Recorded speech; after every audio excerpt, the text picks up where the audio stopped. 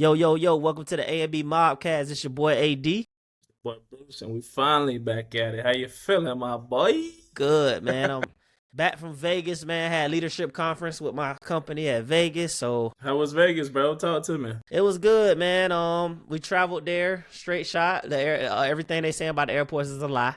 But then after I posted on my story, everybody was clowning me like, ain't nobody coming to your airport. I mean, we in Tampa, so Right. but guess what? I got to use my not my global entry, my TSA pre-check for the first time, my boy. Oh, you just became a member of TSA Pre? Well, I got the global entry and it's included in TSA pre-check. What's Is the global included entry? when you go international, so you ain't got to do all that waiting and filling out the paper, and when you go to overseas and stuff. But you was going to Vegas. No, what I'm saying is, so there's different packages, right? You can get TSA pre-check for like $75, $76.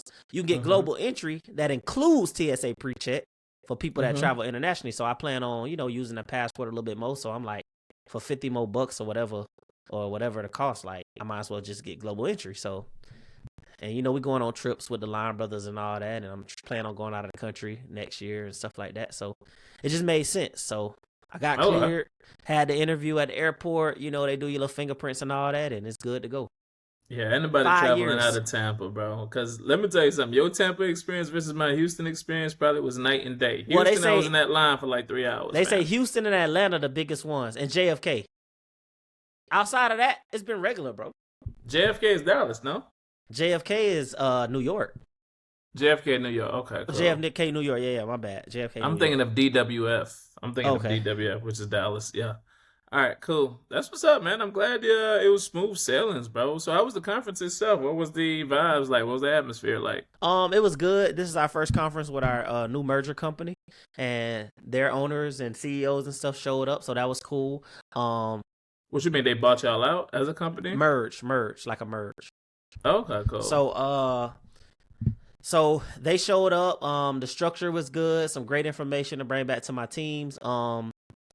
Just seeing people from corporate, seeing people behind those emails that you deal with all year. Met my new VP. He's pretty cool. Met the new senior vice president. She's cool.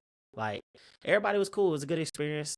Seeing the other team members in Florida as well. And, we hung out, went to Fremont. We gambled a little bit. I went to the forum shops and everything.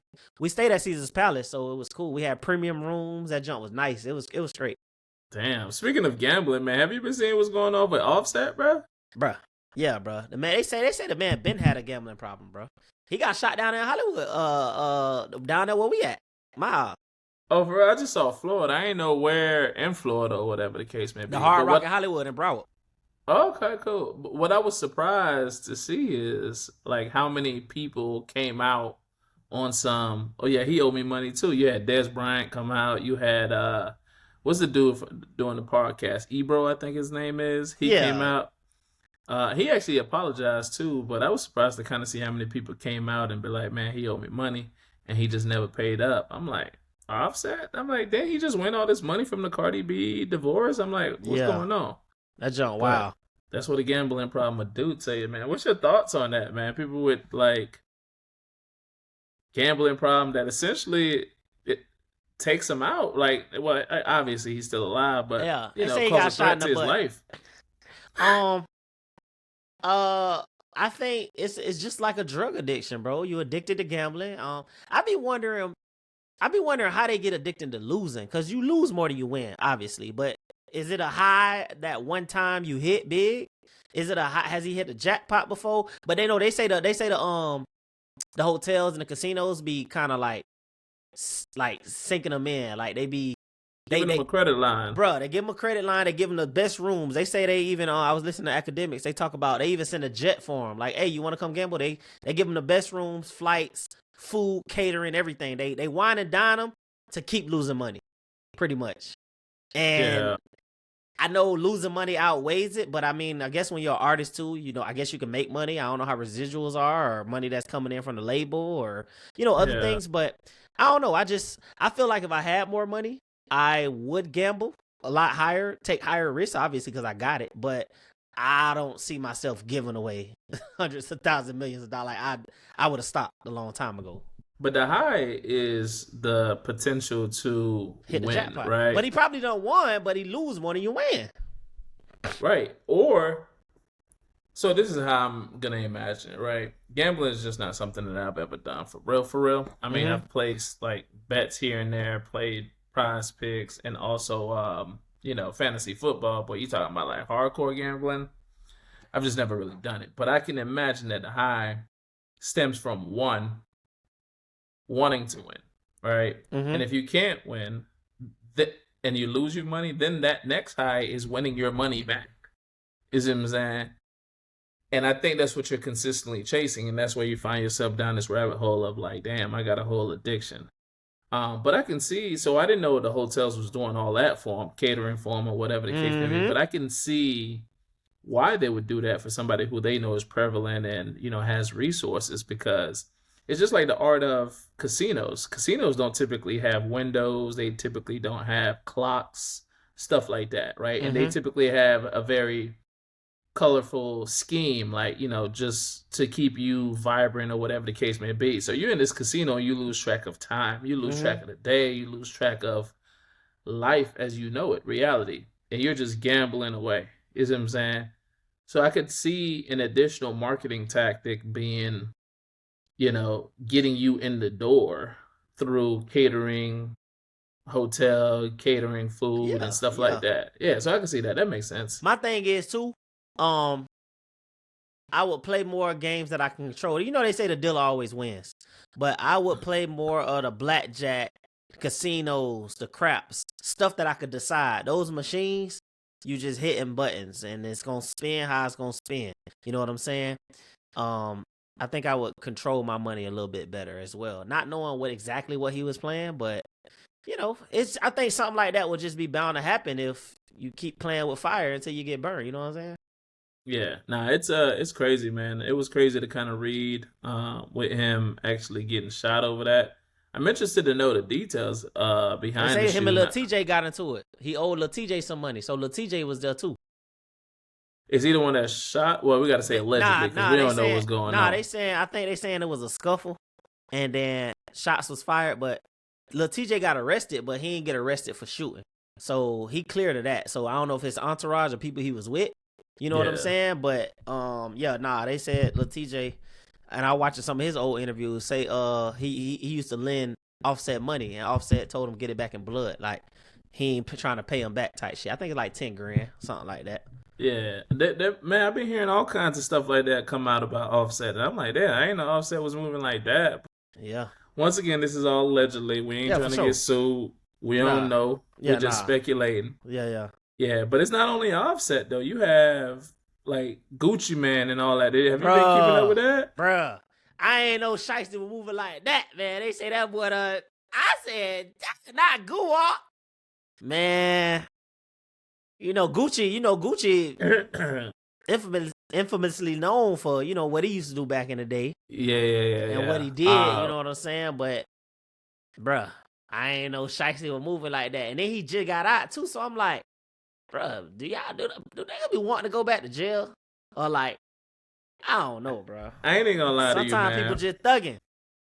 I ain't gonna lie to you. Outside of Pac and Biggie, I think the next most infamous rap beef probably have to be Jeezy and Gucci, right? I would say that back in the early Yeah. 2000s. You see what I'm saying? And to your point, Gucci is infamously known for essentially taking out one of Jeezy's guys Who and they essentially sent making for a him. song about it. Mm-hmm. And during their versus battle, he rapped the song in front Yeah. of Jeezy. That verse was iconic. Crazy. So to kind of hear something like that happen to Gucci, I didn't expect that. I didn't expect that. But I also saw today that Gucci made a statement to the FBI. Allegedly, it was rolled I was out gonna that say. he made a statement to the FBI. I saw it on Hollywood Unlocked, so it's really not alleged because Hollywood Unlocked they be on their stuff. Yeah.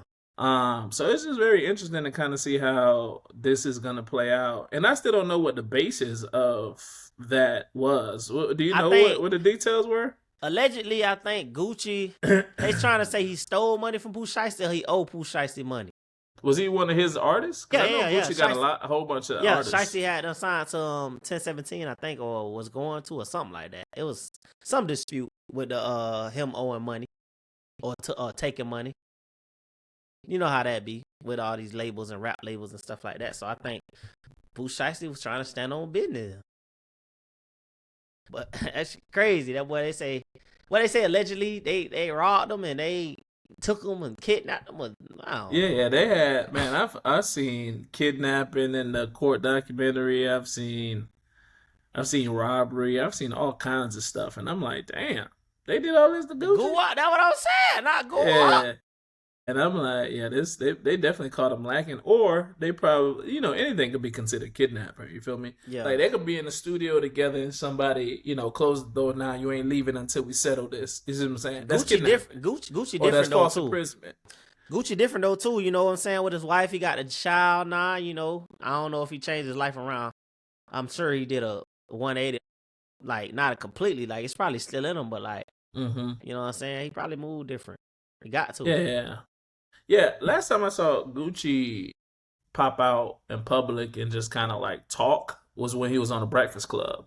Like his wife was right there. Yeah. Saying he was scared. Yeah, that was crazy. Yeah, and you kind of see how that was a good one. That was a good one. You kind of see how he changed his life, and I believe he changed his life because the Gucci that they say that's the clone though. But go ahead. This thing got conspiracy theories for real. They say that's the clone, man. But the Gucci that we came to fell in love with, that was like Ice Cream Man, Big Belly, what have you. And he went to jail, got his health together optically. And even though he's been out of jail for a couple years now, he's probably been out of jail for 8 years now? Yeah, it's been a little minute. It's been some time. Like he still never went back to his weight. You feel me? He still never went back to his lifestyle. We haven't really heard, like Gucci, he pops out when he wants us to see him. Honestly, that's the type of time he on, and him and his shorty, which shows growth to me personally. So he's definitely grown, I believe he's grown. So that's why I was so surprised to see all this happen. But label wise, this ain't the first time they said he's had issues with artists and stuff like that. Like it was supposed to be known that he only go after those thug rapping gangster in the streets artists to try to kind of help save them, get them away from that lifestyle.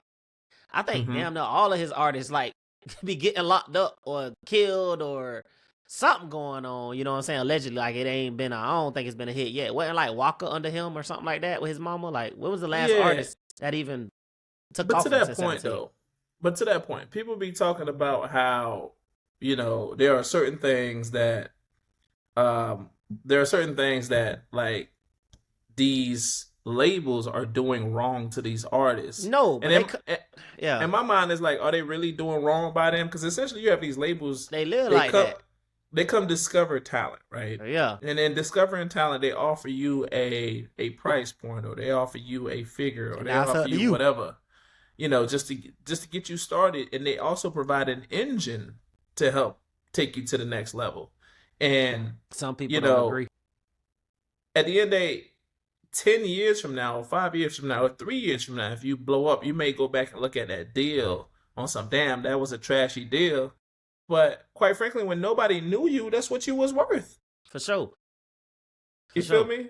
Like now that who you are, you don't got a few records under your belt, you getting this amount for club appearances, you doing this, that, and the third. It looked like a trashy deal, but bro, at the time, you was worth nothing.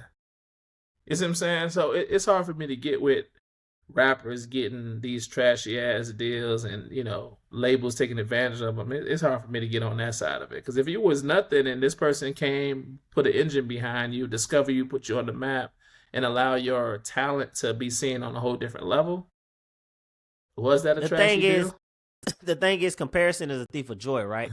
So I think it all stems from seeing the other side of things, right? So like just in property management, me and like if we get a job, get a promotion, now you got more access to things, right? You can see the budget from what was before you. So if they paying you 10, 15,000 less than, it's joy, it's good. But then when you see that budget, you like, bro, this is what y'all was paying him, and now this is what I'm getting. Like, y'all owe me some money. Now I don't even like that, you know what I'm saying? So now Nah, you on your Pooh Shiesty. Allegedly with Pooh Shiesty them, like if they say they signed a deal, let's just throw out hypothetical numbers for $1 million, but the label making $10 million off of me, like, and he find that out, like, damn, this what I made, but this what y'all making off of me. Like I'm due more money. So I think, and then once other rappers start talking to other rappers and other people start getting in your ear, it's like, oh, that's your deal? Why it's like that? You could be making this. You know how that shit is. Once that start happening, bro, I think it just open up Pandora's box. And then But the other aspect is business is you take natural risks, right? The reality of it is, first of all, I don't even know who Pooh Shiesty is, if I'm being honest with you. I can't say I know who he actually is. Like, you know how everybody wear them shiesty masks now? He was the rapper that start with the YNs wearing them shiesty masks and stuff like that. You like talking about football players be wearing? Yeah, but in the streets, you know, YN started wearing it just when you open it. What song? What song does he sing? Man, he got the song. He a rapper. I can't if even anything, name I'm supposed to be knowing him from his talent. That's not my type of rap. But he got a couple songs. Like, I get them to you, but like he got a couple songs, but that's not my type of rap. I don't listen to him, but I know of him because of rap. You know what I'm saying? I don't listen to him though. I wouldn't even know of him if he walked by me. I ain't even gonna hold you. The name Pooh Shiesty rings a bell. Yeah, but if you see him in person, I don't know who he is. But anyways, you probably won't recognize if he had on the shiesty. It only showed the eyes. First of all, if I'm seeing a dude walking around in 80-degree weather in Texas with a mask like that, I'm like, bro, what are you doing? But anyways, the point I'm making with that is like, you know, when it comes to business, bro, you're taking a natural risk, right? Like, just like I still don't know who he is, like, even now, 2026, I ain't no telling when he first came out or came to the public eye. Like, you're not guaranteed to blow. You feel me? Or you could be a one-hit wonder. You see what I'm saying? Like, this label is taking a bigger risk because if I give you $1 million, I don't get nothing but $50,000 back. I just lost. But to your point, bro, you looking at it from the business side. If you the artist, you want the best deal possible, regardless of how you feel, how I am, right? Well, the best deal possible is to stay independent and allow you to market yourself. Yeah, we know that now. But before all this social media blowing up, that was not the best deal possible. Sometimes you needed that engine, like you said earlier, to push you, get your name out there, and then hell, you can go independent, buy yourself out the contract. But no, if Brucein was a rapper right now, and a company offered him $10 million, a company offered him $5 million, you might go with the $10 million, right? Because you just bought the money. You just want the money. And then, but the $5 million company may have better residuals or later on down the line for you. But you ain't seeing it like that. You just like, who got the best deal for me? I ain't nobody right now. I'll take what I can. From the business side of things, they lose most of the time.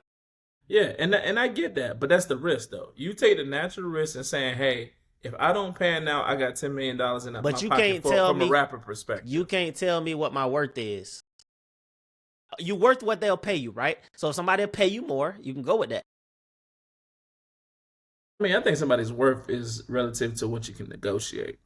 All right, there you go too. There you go too. And then if you negotiate a shitty deal and you find out, like, bro, they really getting over on me, you gonna feel some type of way. All people. That's what you was worth at the time. And I'm not saying he's wrong for feeling some type of way. That's not what I'm saying. The business side is right for getting what they can. The other side is wrong, or he's right for feeling how he want more money. Yeah, because from a business standpoint, the name of the game is to maximize your profit margin by minimizing your spendings. That's the name of the game from a business standpoint. And from a consumer standpoint, or from a producer standpoint, in their case, since they're producing the music, the name of the game is to maximize your value, right? So if that means getting yourself out there in the spotlight, doing other things to keep your name circulating in the blogs and the media, so on and so forth, so you can make more money elsewhere, right? Whether that be podcast appearances, whether that be club walkthroughs, whether that be birthday parties or shows, then that's what you need to do, though. But we can't ignore or overlook the fact that you've already signed this deal. At the time, this deal benefited both parties. Right. And now we can't look at the outcome and try to redefine it as income. I can't get with that. I mean, I don't know. I think you done been on both sides and you understand it, bro. If it was you in that situation, you'll want it. If you the business person, you like whatever. So bro, you always play both sides, bro. You always do that, bro. Bro, I remember when I was a property manager, when I first came in, I think man, I was a property manager for what, 5 years? Yeah, And I first came in, I think my starting salary was like 95 or something like that. I think that's a good start. that's what my starting salary was. And to your point, the PM before me Yeah, was closer to like 78. bro, they paid you almost 20 racks more. Right. But that's relative to what you could negotiate, right? No, Because nah, you told me that. Yeah, you told me. yeah, because essentially, I'm coming in and giving you a track. Because I'm coming in from an assistant property manager position with the same company, from a leasing manager company position with the same company. So you kind of see how been able to increase rental price. You kind of see how we've been able to really, Collections and stuff like that. Yeah, collections, like just the whole nine. Like this rep, like numbers don't lie, bro. Numbers don't lie. You see what I'm saying? The only common denominator is me at these different positions, right? So if I'm able to come in and negotiate this, then that's why I'm able to come in and negotiate.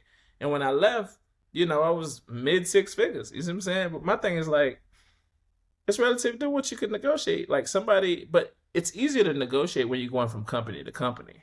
nah, I heard that. That's it. Somebody told me your biggest raise would be switching companies. The biggest raise you'll ever receive is switching companies, because most companies give you a normal 3%, 5%, blah blah blah every year. You know what I'm saying? You just chasing. That's the easiest way to make like a real big salary jump, is to go from company to company. And most of the times people do that though. People do that just to shop around. For People sure, bro. interview year round, right? And they're not necessarily interviewing because they are ready to leave. They might just be interviewing to salary bluff, right? Essentially saying, hey, this is what this company has offered me to come be a property manager or come, serve in the same role. Right. I want to see what you guys can do as far as salary increase, salary match, especially if you get them at a prime time.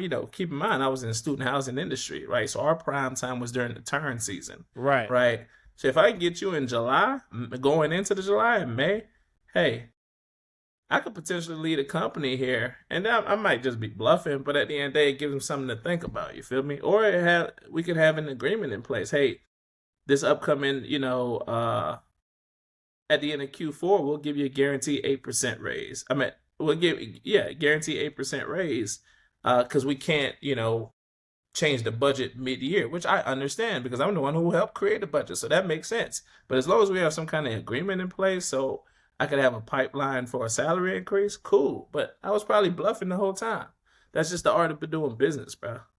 Yeah, but I mean, different folks, different strokes, different folks. Because when you really got like, and I ain't saying you don't have no responsibility, like you had a room to make that move, because living situations and responsibilities. Like when you locked in and you got constant stuff coming in, you got to make sure something paid for, especially with kids and stuff like that. Yeah, that gamble, you can't make certain gambles. I get it, especially when you got guaranteed already coming. Yeah, I get it, man. Life is, but to the point, man. Going back to the whole Pooh Shiesty situation, man. I can't. That I guess that's why it's easy for me to play both sides. For sure. I can't. Like I get where he coming from, right? I get where he coming from, because what the example you use is like you getting in the role, getting access to that budget, and realize it that happened to me. They underpaid you, right? So that's where he coming from, right? But the other aspect is 10, 15, bro. right? This is what we agreed on. But that's me not knowing and oblivious to what the actual position, you know what I'm saying? So that's learning. Right. Though. I was young, so once you learn, and like now you can't get that over on me. But like, yeah, I actually remember we had that conversation. Yeah, think about it. I was excited. I'm getting a $25,000 raise, right? From what you used to, but it really should have been 35, 40. Yeah, it's still like, less. Come on, bro. But so it is what it is. Yeah. I mean, yeah, that is what it is, man. But yeah, what else been going on, man? Man, first of all, I was in Easter. Easter was this past weekend. Easter Sunday. I was at church. First of all, I came to church with sweatpants. Okay, that boy went to church. Oh yeah, tighten up, bro. Your boy been going to church now. Tighten up. Now. You don't celebrate holidays and stuff, so I'm like, I ain't know. You know what I'm saying? Everybody go to church Easter Sundays. Yeah, I was in sweatpants and like a waffle shirt, and I don't know if. First of all, modern day church, like people don't really show up. I don't like it. Like my church is here. Like it? Bro, my church is here. Bro, they be having on flip flops and club dresses and What's a club dress? Like The one you strapless, bruh. Crocs, cargos and a t-shirt. I'd be like, bro, what? Like, but we grew up traditional, black church, you gotta dress up, a little collar shirt, polo, or dressing up with a tie. Bro, they come to church how they want to now. I don't know. It's just me. It's just different for me. But So you don't like the casual wear for church? bro, no, not. I don't like seeing Crocs and sandals and like gym clothes or like a tank top. I know, bro. They just come how they. But again, I'm also at a different type of church. What kind of church you at? White church? So they be showing up like, you know what I'm saying? Like whatever. But to be honest with you, that's how the black churches are too, though, man. Like even like from a When I go back home, it's not like that. But go ahead. so even from Church I like grew up from a worship leader perspective, right? Right. Like I see the worship team on stage and they're casual. They probably not be at Crocs, club dress, casual like you explaining, but they're definitely casual. Jeans, oversized t-shirts. Like style is really a point of reference, right? And just free in their style. That seems to be the norm, bro. Everything's free now, bro. Norm. Walmart don't have uniforms. Churches don't have everything free, bro. Yeah, but the point I was making with that is like, I remember how Easter Sundays used to be. Like, have to wear your finest. Easter best. What's the phrase? Easter best Sunday. Yeah, Easter best. Sunday best. Yeah, you gotta wear the Sunday best on Easter Sunday. But like, I asked myself, was I underdressed? Because to me, it was like normal. Like I would go to church. I wouldn't say all the time in sweatpants, but I wear jeans, t-shirt, whatever. That's just how I would go to church. But this day I just had like it wasn't jogger sweatpants, but it was casual sweatpants. And I'm like, damn, I'm really wearing this Easter Sunday. So it had me thinking, like, am I out of pocket? I legit was thinking that. Definitely out of pocket. You say you spent $700 on suits and you have a ton of suits, bro. You should have thrown a suit, bro. I should have. You put it to use, bro. You spending $1,000 on suits and how many you got? 70 of them? Come on, bro. 70, 80 suits. Throwing a suit, bro. I should have, man. But sometimes you just want to be casual, bro. No, bro. Not at church, bro. I feel like the location matters, bro. You feel like church is still one of those things where what if they would have showed up with bonnets on their head in church? You would have felt some kind of way? Well, I'm not a fan of the bonnets outside the house. Yeah, so I feel like you should wear a suit to church or a polo or something. But to me, you comparing sleepwear to like casual wear. Man, churches ain't a casual place. You don't go there every day. It depends. Like I go to Bible study. You know it. You know what I'm trying to say. Yeah, I get what you're setting for say, everything. But at the beach, you wear beach clothes. At a game, you wear sports events. At church, I feel like you should come with some type of. But so let me ask you this: where do you feel like the shift took place, and who do we blame for the shift? I think the world. It's like social media, everything more free. I think when you open up arenas in all aspects of life, I think it just trickles down to every entity. So like going back to Walmart, they don't have a dress code anymore. You can wear what you want. Maybe they're appealing to people that can't afford uniforms, or maybe they're appealing to people that like, open it up. No, just more free. Like all they require is that blue Walmart vest, but you can wear what you want underneath. Yeah, so like at church, the churches start. I know it's a stat on like the congregation size decreasing, right? And maybe if you open up or try to get more people or relate to more people to come in, maybe you'll get more followers. So like teenagers, young people in their young 20s, fresh out of college, if that's how they dress, hey, tell them they can come like that, or make it more susceptible for them to come like that, and maybe we'll get more people, you know what I'm saying, converting to God. Like, you know what I'm saying? Not putting strict rules on being at church. Like, if everyone had to wear a suit to come to church, a lot of people don't have a suit. You know what I'm saying? So they probably like, well, come as you are. Remember, the saying, come as you are. Yeah. It's a real deal, come as you are now. Oh, it is. So you think it's a push for a greater following is why we I are would so casual with I how we would go to say that church. yes. I would say that yes. Mm, interesting. What you think? Um, no, I was genuinely asking. I've Never even never thought about it, ain't it? never even thought about it. I mean, Well, the what only you think? I'm time saying, what you think it took a turn at? Like growing up to now. I would say COVID. To me, COVID feel like it I was that think. shift, Well, I right? Where guess yeah. everybody, because like during COVID, like people were like the art of going to church kind of died But for then that. online too. That's why Yeah. people watch online. So for that 2 year period, the art of going into a church building kind of died, right? People were finding themselves tuning into churches online, and that's what we saw. And I think that stemmed from people online knowing that they were practicing social distancing while they were going into the building to broadcast. So they were going in casual clothes itself, right? And so when we started slowly opening up, we just kind of saw other people coming in with casual clothes. Then it became casual all around, right? And I think online church, where people saw how other folks kind of like worship and how it wasn't as uptight as what we're used to, I think that was the shift. But I also think what was a good shift was, well, not a good shift, but another big shift was the fact that you have a lot of millennial pastors, right? Oh yeah, the And younger I generation. think Yeah, that's true. and it feels it brings a younger energy to worship, right? So when you have like big groups like Elevation Worship, Maverick City Music, like when those guys like come in and they kind of redefine what praising and worshiping and Yeah, giving God glory looks like outside of like worrying about what you look like physically.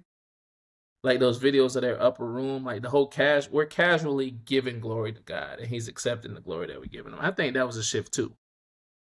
we spoke about it on our earlier podcast. I miss where the innocence and everything. Growing up as kids, the pastors were held to higher standards, this and that. And you just looked at church a different way. The older we got, we know it's a business. Drewski exposed that for sure. But a lot of things just ain't what we thought growing up. But also, if you were grounded and you stay with your morals and values, like you won't be wavered either way. You know what I'm saying? So Yeah, it is and what it is. I don't think people are necessarily wavered. I think people still love the Lord at their core. I just think it gives them more freedom to love on the Lord. Whereas like back in the days, it's like, yo, if you didn't come like this, you couldn't get into church. Like I remember going to a funeral as a kid, and a young lady was trying to speak at her dad's funeral. It was her dad who had passed away, and because she had like a suit pants, they didn't let her speak because Oh, they that's didn't wild. allow That's pants. Like they didn't allow women to wear pants, right? Nah, you can walk up there with So, whatever and speak. Nah, but my thing is like she had a suit pants. She looked professional, like she was on her Kamala Harris type ish. You feel yeah, me? yeah, yeah. But the other aspect is like, damn, like she couldn't get up there and speak at her own father's funeral because this is just the belief system that this particular church had, right? So I remember that, right? And stuff like that turns like a younger audience off to going to church. It Going just, back to the initial point, yeah, open it up, invite more people in. yeah. But I remember that experience so vividly. So vividly, I remember that experience. But, that's neither here or there. So, what you feel about Easter weekend? The meaning behind it. Has it been lost to translation? I know you wanted to touch on that as well. Like, what does Easter mean to you? Yeah, I mean, for me, it's the 3 step process, man. It's the death, it's the resurrection, and it's the gift given through, obviously the Pentecost, the day of Pentecost, the gift of tongues, the gift of prophecy, so on and so forth. But I don't think people recognize it like that. I think a lot of people look at it as just like the day that God resurrected from the Pretty dead. much. I think that's the core of it. But I think people ought to understand how we got here, right? It stems from the Old Testament where God wiped out Sodom and Gomorrah for their sins, you see what I'm saying? And, used Noah through an ark to wipe out another nation, you see what I'm saying? And made a promise through a rainbow and said he would never, like, do away with human life again. Instead, he sent his son Jesus to die on the cross for sins. Through believing in him, you can live forever, and he don't have to wipe out humanity for the sake of sin. I don't think people understand that aspect of it. They just kind of like, oh, he just raised from the dead. Listen, man, bunnies, eggs, Easter egg hunt, and I don't even know what the colors. hell a bunny has anything to do and with. Bright colors. I don't even know what the bunny got anything to do with it. Let me see. Or the egg. What's the significance of the bunny and the egg? Let me see.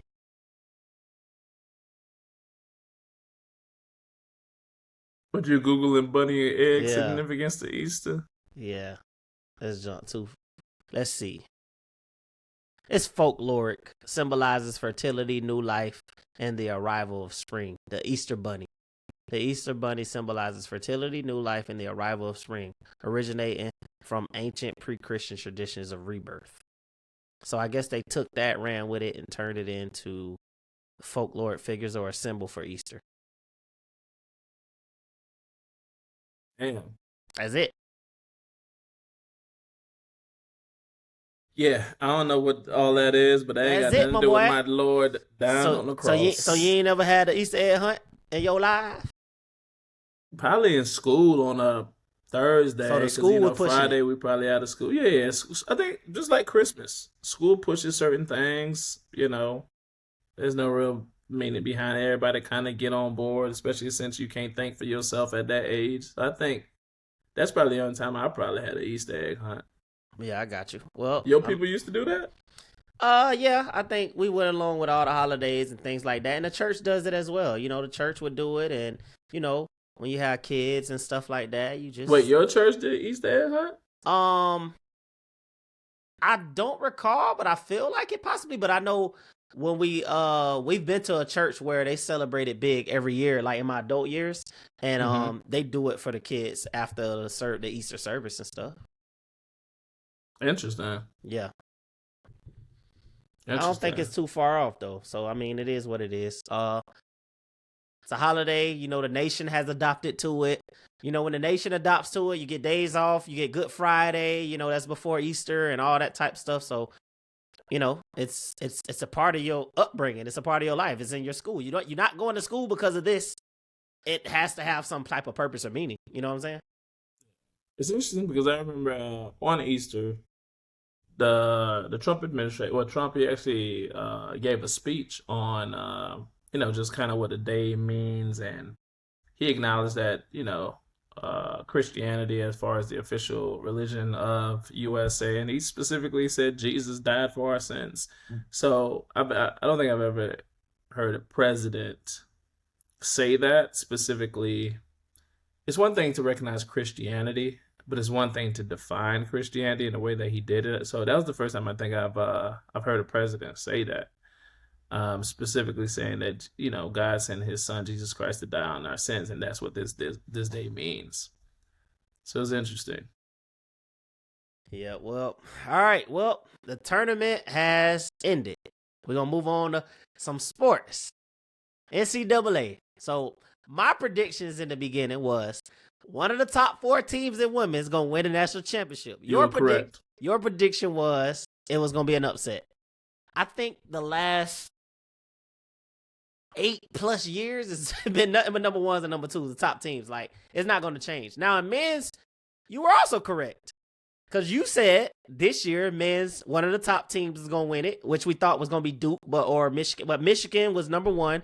They beat a number 2 seed, UConn. So we both were right on each side. But I had Duke and Florida winning. Of course, my Gators got knocked out. Ben got knocked out.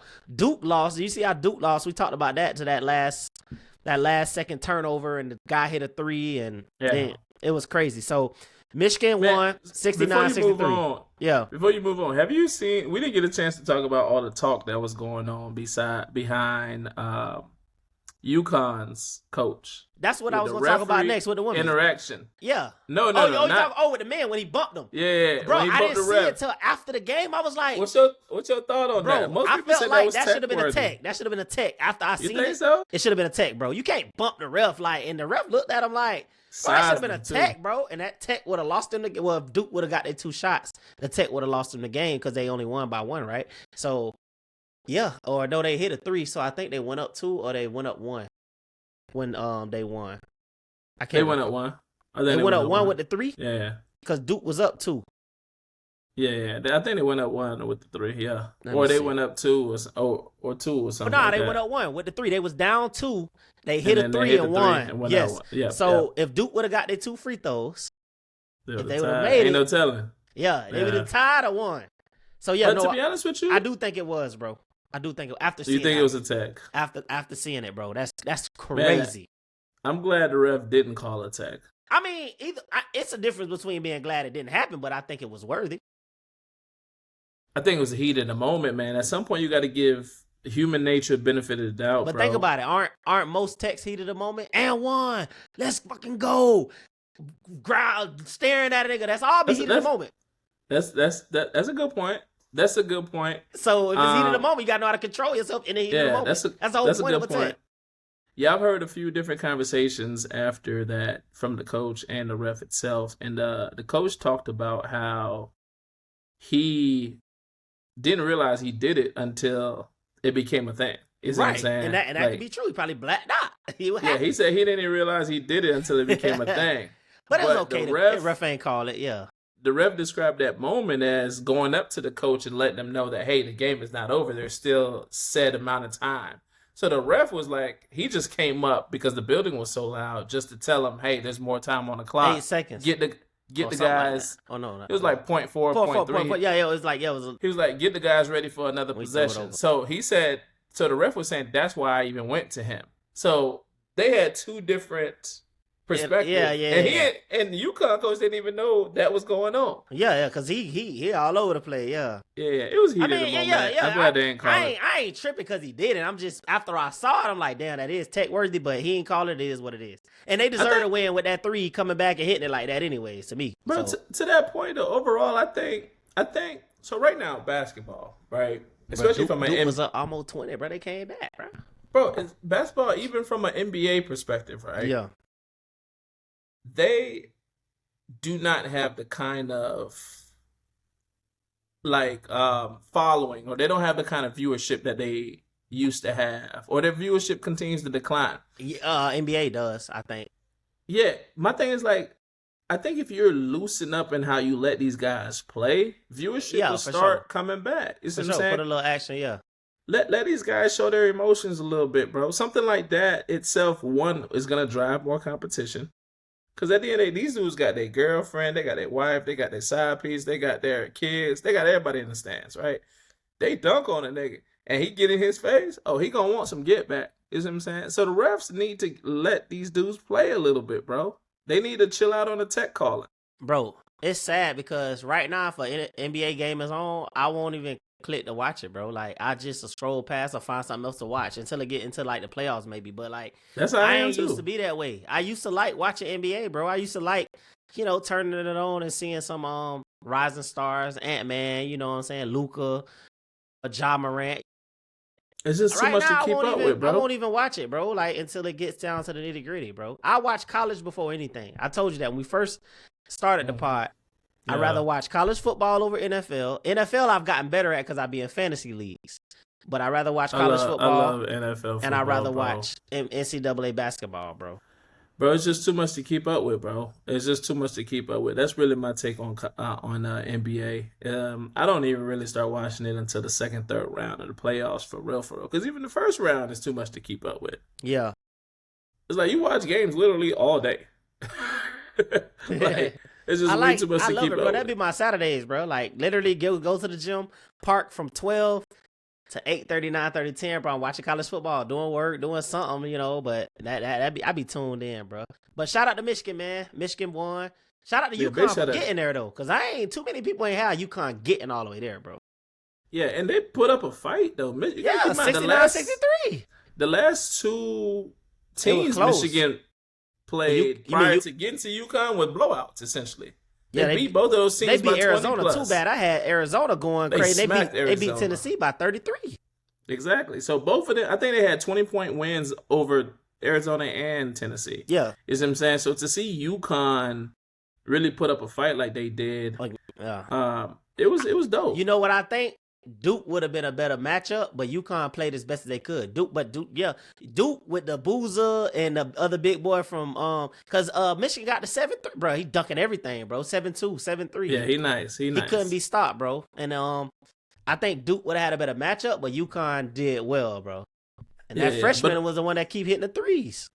Yeah, the player of the game was the point guard though. Look, short dude, he had he was hitting that bit. Yeah, he was nice. He was nice with it. But overall, it was a good game. I thought it was a very competitive game. Yeah. I think both teams came to fight. It was a good game down to the wire. Cause I like that. That was a good one to watch. I think the biggest lead of the game was like 11 points. Yeah. But for the most part, they kept on closing the gap the moment, the lead started getting open. So I like it. I think it was a good game. So on to the women's. Okay, cool. Before we get to the women's. Okay. Let's talk about the interaction between Gino and the coach from South Carolina. That's the women's, yes. So, before we get to the game. So South Carolina and four number ones. Let's talk about four number ones. South Carolina, UConn, Texas, and UCLA. Four number ones got there like I predicted. Thanks, Bruce. So South Carolina played their butts off in that game, and it was kind of chippy talking about the game to lead up to the interaction. At halftime, bro, he snapped. The coach snapped. He was I saw that. He was cussing like, it off. Shirt. Bro, he was saying shit is for national. I was like, damn. And I'm talking to my brother-in-law and my father-in-law because we look at it. I'm like, bro, he went off. He But cussing. to be honest with you, So I watched the game, right? It was chippy. I think he overreacted, bro. I think he did too, because it was both ways. Like they was calling fouls, they weren't calling fouls one way, they weren't calling. And then he sat there and lied. My jersey ripped, and she didn't shake my hand, bro. You cannot lie in 2026. There's too many cameras. Phones, cameras, the arena. Yeah, too many cameras on the arena. There's cameras on all players. People can't say nothing without getting caught. I think he was upset they lost, bro. The undefeated season, bro. It was undefeated. So to his defense, now as far as the shaking hands, I can't defend that. But to his defense about the ripped shirt, he probably just saw his player come back to the bench with a ripped shirt and just assume it happened on the floor. So I'm not gonna hold that against him. But you can't straight up tell us that she didn't shake your hand before the game, bro. We saw she shook your hand with that replay. He wanted to be shaken at half court when the teams got introduced. From what I understand, bro, you. He said that always. Being too sassy, bro. He being sassy, bro. But think about it. He up against it's a lot, bro. He undefeated. This is his first loss in the game going to the national championship. He getting dogged. His team getting outperformed. South Carolina jumped on him. And you got a black woman coach on the other side. Like a lot of things were against the man, and he got in the heat of the moment. He folded. He just blew it, bro. He showed his true character, I feel like. Yeah, he was a sore loser. That's what I got from that. Sore loser, very sore loser. You see what I'm saying? And if they would have won, I wonder how it would have been. Yeah, because you straight up you pouting. You feel me? Like the game is fought and won on the court, bro. It's like stop pouting, bro.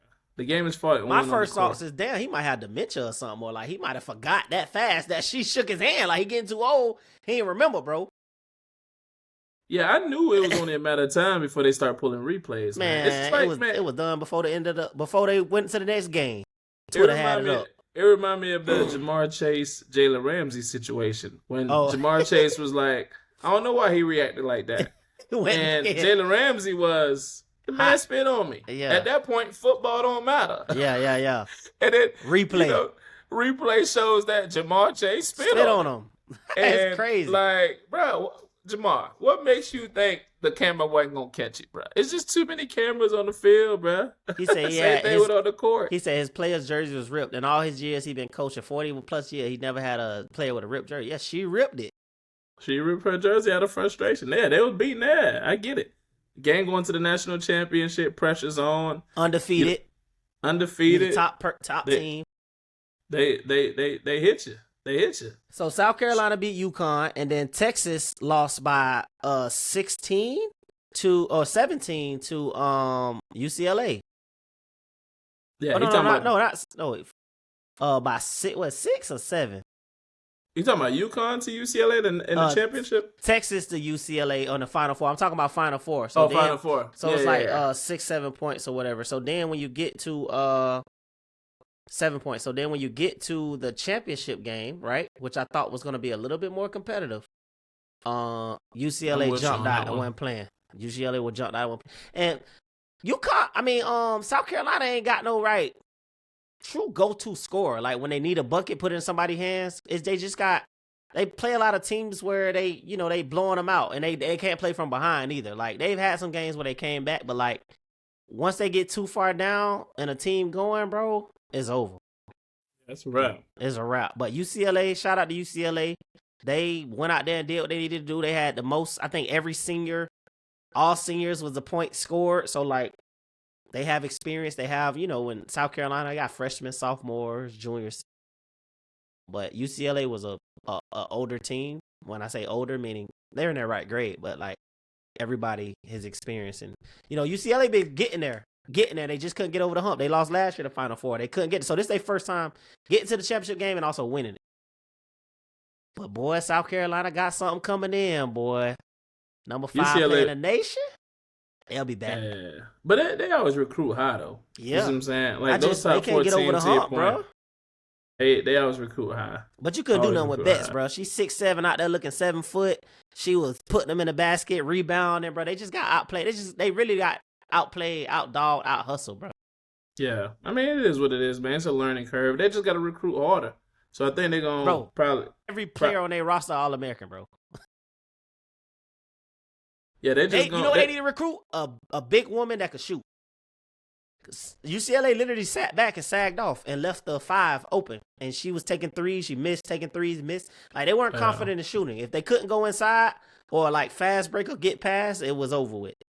I chalked that up to the pressure. They lost about almost 30, though, bro. 30? South Carolina? Yeah, they looked like a D2 team playing a D1 team. Like, it was bad. But UCLA looked like they was more prepared to play. They looked like there was nothing about this game that they was ready to lose. UCLA only had one loss on the year, and it was Texas, I think. And they beat Texas. They had some sisters on the team. Like, they just had they just had a storyline that showed that they just wasn't gonna lose. Like, yeah, they weren't willing to lose. But yeah, South Carolina, man, they got there though. So it is what it is. Raven Johnson, she going out, but they whole team down there. Well, Akot and Raven leaving, but like the best shooter, the other girl, the big man, big woman, they bringing in a top freshman in the country, one of the top freshmen. I mean, and then they have some of those people on the bench was All-American too. And then, Chloe Kitts was down and Watkins was down. So they still had key pieces that was out, bro. But I think they're returning next year. So it's gonna be a vengeance. I know that. We're gonna see, man. We're gonna see. Hopefully it's pretty evenly matched, man. I saw something about the Trump administration just passed something that. Oh yeah. Can't keep transferring after the first 1 year transfer. Yeah, something like that. I like that. Try to regulate it, bro. These people be at 4 schools in 4 years. I don't like that. I got to read up on the details, but I think they just passed something to keep, students trying to keep students in schools and stuff like that because that continuous transfer. You got to put a hold on it, bro. Go back to men's. Michigan, they won with 5 transfers. Their starting lineup was with 5 transfers. Yeah. Their starting lineup was 5 transfers. They went over there, built the super team, and then hell, they won. It's like, you got to regulate it, bro. Yeah. Yeah, you're right, bro. You're right. Like, some people playing against their former team in the Final Four. It's like, oh, this was a UConn transfer. Yeah. One of them went to Michigan and was playing for UConn. Like, the played center. For Michigan 2 years ago, yeah. Yeah, the center. And that was like, you have to do, so I'm for the transfer portal. All right, I'm for opportunity to, maximize your earning potential, especially since less than 1% of y'all gonna make it to the league and actually make some real money. Yeah.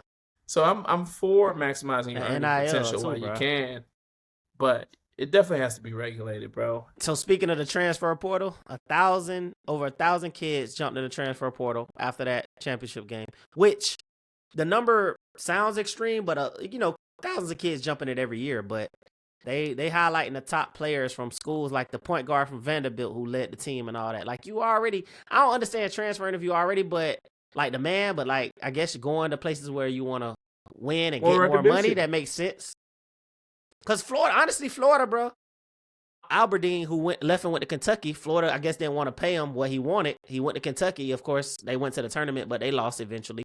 And Florida, we brought in Boogie Flan or whatever, and that's who got most of the bread. But like, we end up losing. But I feel like if Alberdeen was a key addition to that national championship team coming off the bench for us, and he could have came into that starting role his senior year, but he wanted bread, bro. He left for bread. He left after winning a championship. I mean, can you blame him? I mean, I guess, bro. I mean, if I'm in that position, I kind of want to try to do both. I want to run it back, the championship, but also, like, if you jump in, like, if they paying him $10 million and Florida didn't want to give him $5 million, I get it. Like we was talking about earlier, but I would be interested to know the details, the intricacies of why he left and for what type of money. Like, if I got it, like, same thing with NFL players, right? Man. Like, I'm with it, bro. You already got a chip. Go get your bread. Like Kenneth Walker. But you wasn't a man that got your chip. It don't matter, bro. You got to get your chip. You got to get your bread, bro. Let me tell you something. This championship, the only thing that could serve you down the line is selling that mug and getting some money out of that. But don't get me wrong. It'll give you access. He could have went back with the same team and got better, been a key factor, still won another championship. But they not dishing out the same money, bro. Yeah. So he went for the money in college, not NBA, when he could have came back, been a man, won another championship, and got NBA money and longevity. I'm for the money, bro. The now money. Yeah, I'm for the now money because we can't guarantee the future money. That's not guaranteed. Like, you don't know how the transfer portal gonna shake out next year. You don't know how the recruiting is gonna shake out from a high school player perspective. Like, you don't know how injuries is gonna play out. You don't know if you're gonna be the same player. You don't know if you're gonna find yourself getting the same production in a different system. There's a lot for you to consider. So if there's an opportunity to make that money now, make the money now. Makes perfect sense to me. I'm with you. Makes perfect sense to me. So, I'm just glad they're trying to regulate the transfer portal. Like I said, I got to look into the details to kind of see exactly what that law entails. But it sounds like they're trying to regulate it, and it's necessary at this point. What I was going to say, though, I'm interested to see the movements, the people that jumped in the portal, what schools they going to go to next, how they going to start regulating this stuff, because it's a free-for-all now, bro. Every year there's going to be a new team, new coaches, new this, new that, and it's going to be new champions, bro. I don't think it's going to be no consistency. There's not going to be longevity. You don't have college. I'd be interested, like, kids committing to schools, you're not going to be at in 2-3 years. Like, no kid, I don't know a kid that was freshman to senior yet recently. Like, that jump, like, is unheard of now, bro. To be honest with you, people worried about the longevity. I'm worried about the recruitment. True. Yeah. My thing is, that's right. As a coach, right? I'm putting myself in the coach position, right? And we don't even see the hard impacts of it now. But in my mind, as a coach, why am I recruiting a 16, 17, 18-year-old when I can go get a 22, 23-year-old guy who's redshirted for about a year or two, third year eligibility, and like he's grown into his stature, right? And he has man strength now, and he understands the game a little bit more, and he has experience. Like, why am I recruiting somebody straight out of high school when I can go get a stud like this? Correct. But the biggest recruits out of high school are 4 and 5 stars anyways. Like, the 3 stars and below are all falling wayside. They got to go get it out of the mud. Lower D1, D2, and then transfer over. That's how Florida, when we won our championship, we didn't have not a single 5-star, I don't think. Or we had a 4-star, but you remember our starting 5 was all 3 or no stars. Like, they wasn't top recruits. They just played team ball. Yeah. And they got better in college. Because Walter Clayton Jr., he was a football player in high school and basketball player. He actually won state. I think they beat my high school, Dillard, back in Lakeland. when he was a senior. And then he went to college. They say he could have went to college for football or basketball, but he went to a small college, transferred over to Florida, played 2 years at Florida, won championship the second year. And now he in the NBA excelling. He just got better in basketball, and he wasn't highly ranked like that. You know what I'm saying? Yeah. So it happens. It's a grind too, bro.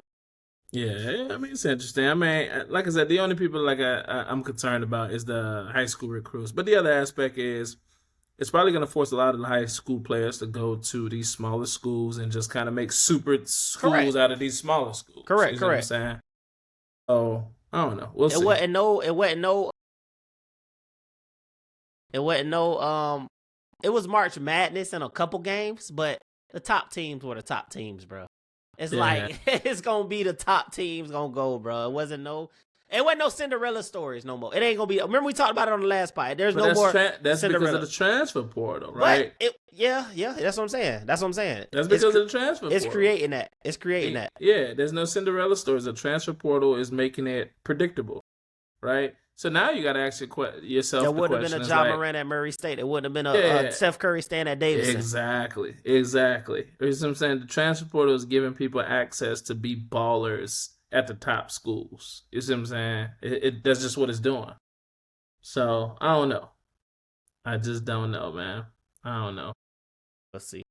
Moving on to your boy Trump, man. Last topic, bro.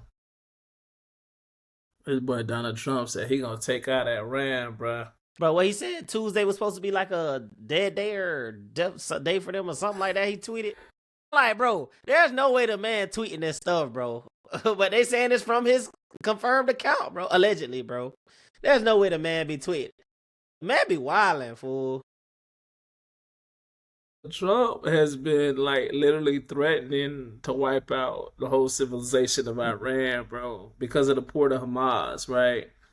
And I had to ask myself, one, obviously I know what a war is going on, right? The war, stems from an initial attack, really from the United States and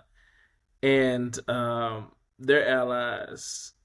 What was it? I think in February, and they killed the one of the leaders of Iran, and essentially bombed them, right? And Iran, in retaliation, bombed one of the U.S. military stations and stuff like that. And they also closed the ports of Hamas. And I had to look. That's what the part that I had to look up, right? Let me read this to you. I was like, what is the significance of this port of Hamas, right? Right. So apparently it's the Strait of Hamas, right? So essentially it's located between Iran and to the north of Oman. And essentially it's the only sea route for oil tankers departing from the Persian Gulf in the Indian Ocean. So I guess they have to go through that port. Yeah, for sure. Right? Yeah. So I'm like, okay, cool, that makes sense, right? So oil import and export is essentially being essentially stopped right now because of everything that's going on, and Iran shut the shit down. All right, cool. But nigga, you better wipe out a civilization, bro. Buy the oil, bro. You buy hey, people have killed for less. But my thing is like, bro, we were the first to attack. I'm trying to figure out how. But why though? Somebody retaliate. But why? I'm still trying to figure out the why behind it, though. Bullies, being a bully, certain dominance. And that's the thing, though. It's like, so it's interesting because I get where Iran coming from, though. Because it's like, the thing about it is, if you don't stand for nothing, you're going to fall for anything, right? Especially when you talk about being at war with other countries. If you lay down for America, another country is going to look at how you lay down for America. And now they're going to come in and try to take over your country, or they're going to come in and try to bully you too. Yeah. You see what I'm saying? Like, you got to stand up for yourself. You feel me? You got to stand up for yourself. And I've seen people speak out from their government, and they've talked about that. They was like, bro, we're not about to lay down for the Americans. And that's what makes it so interesting, because Trump keep giving these dudes deadline. Listen, if you don't open the strait by this day, I'm bombing y'all ass. And the other aspect is, like, the last deadline is like, you know what, I'm going to give y'all another 2 weeks. Gas coming down, though. Not that I've seen. I seen it drop like 20 cents. For me, it's 4.05 I saw today, and last week I was paying 4.25, 4.39. It dropped a little bit, 20 cents, 30 cents. I haven't seen the gas drop yet, bro. You don't be outside. I be outside. I ain't seen the gas drop though. Check it. Check tomorrow and see when the last time you put gas in your car. It came down a couple. A lot of it has to do with where you're getting a location. gas Yeah, to. location. Location has a lot to do with that. Specific businesses have a lot to do with that too. Like for example, like Valero, I told you last pod, we had a Valero blow up in Port Arthur, which is about an hour or 2 hour away from us. It's one of the main Valero plants nearby. So that plant caught fire, right? So you're seeing gas prices closer to like $5.10, $5.15 over there, because they're trying to make up for the fact that, obviously their plant blew up and stuff like that. So Valero prices versus Shell prices versus HEB prices, which is, our version of Publix that has a gas station versus Buc-ee's. Those, they're going to vary. You see what I'm saying? I know that. So I just haven't seen a decrease personally overall. Just my little few that I be going to, I just know that was the case. So that's why I said that. Yeah. How do you feel? I mean, as a citizen, when you see that your leader is actually making threats to other countries and not knowing what may come of it, how do you feel about it? I don't dive too much into it. I feel like the art of war is what it is. That's not my department. I mean, the older I get, though, I look into different things to see how to affect me directly. But, a lot of that stuff affect different class of people. Me and you done been there. People that ain't electric cars up right now, or are they? Gas cars, you know what I'm saying? Like, it's affecting everybody for sure. But, like, what can I do? Besides vote when it's time to vote and try to be a change, you know what I'm saying? Like, I don't let it. I always just be optimistic and like, all right, it'll work itself out or it'll change. But, I can't call them up and be like, hey, bro, you tripping. Like, stop it. Like, I'm not worried about it every day, bro. I got to get up and go to work, feed my family. Like, it is what it is. That's how I feel. How you feel? I think the concerning part is just the unknown, bro. Just that. Bro, COVID was unknown, bro. The bounce back was unknown. It's been a lot of unknown, bro. I mean, what really can you do, bro? But you got to keep in mind, COVID was a pandemic. Very pandemic, yeah, for sure. But I'm just saying, but we ain't know.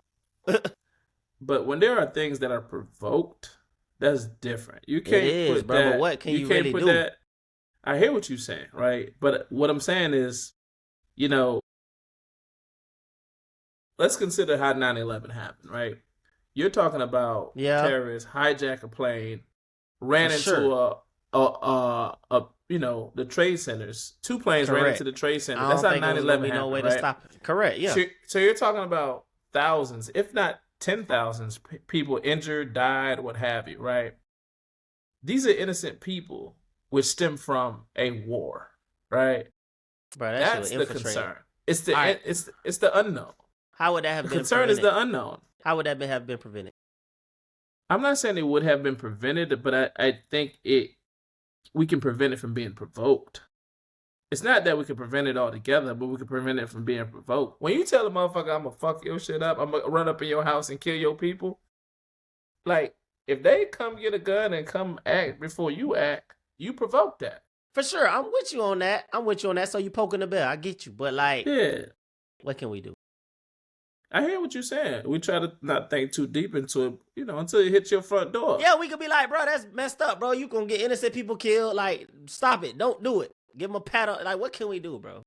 That's how I live life, bro. They passed another bill. Control what you can control. Go ahead. They passed another bill that allows automatic draft for men between 18 and 26. Hey, it was funny because I was looking at what's the country that they do the draft and you got to pick a black or the red. I seen it pop up on my Twitter feed.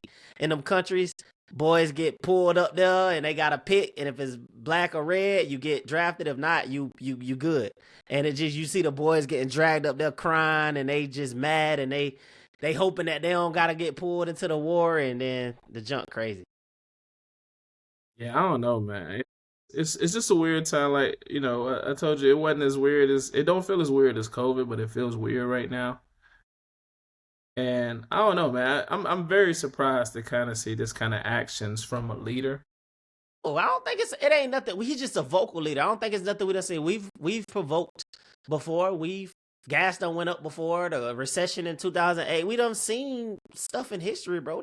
I feel that's why I'm like, we're not talking about the cost of living. We're not talking about life. We're just talking about the carelessness when you talk about having the life of the American people in your hand. No, I get you. I get there's you a level of carelessness you. that we're observing right now. You see what I'm saying? That's what I'm referencing specifically. Okay.